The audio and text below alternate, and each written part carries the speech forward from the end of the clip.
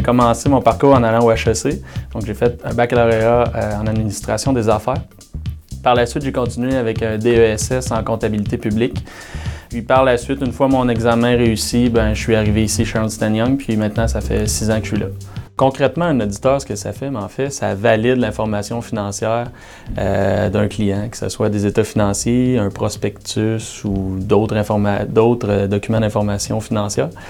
À ma charge, j'ai des équipes, une équipe par client, qui peut aller de 3 personnes à une vingtaine de personnes. J'ai une certaine responsabilité face à eux, de maintenir le cap pour le mandat, mais en même temps, je les considère aussi comme des amis. Puis je pense que l'entraide dans l'équipe, le fait que tout le monde travaille fort vers un but commun fait en sorte qu'on a vraiment du fun à travailler ensemble.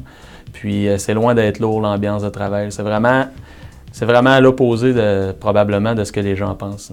Oui, mon quotidien est rempli de réunions, oui, de rencontres avec les clients, d'appels, conférences avec des gens si j'ai des équipes qui sont ailleurs sur la planète.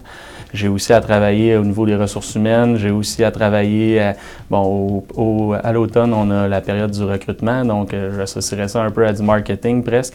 Donc oui, je suis en comptabilité, mais je touche à diverses sphères du monde des affaires de par mon travail, puis c'est ce que j'aime vraiment. La finalité de mon travail, c'est de présenter le résultat de nos travaux à un comité d'audit. Un comité d'audit, très souvent, c'est des gens d'expérience beaucoup plus vieux que moi. Donc c'est sûr que c'est toujours intimidant, puis c'est important que je sois à mon meilleur pour que justement ils me prennent au sérieux. Parce que souvent, ils peuvent avoir une quarantaine d'années de différence avec moi, donc ça paraît.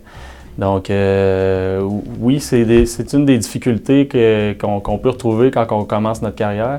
Mais c'est important, par exemple, de justement montrer, de faire notre place puis de montrer que c'est pas parce qu'on n'a pas encore de cheveux blancs qu'on n'a pas toutes les capacités pour faire le travail quotidien qu'on mène à tous les jours.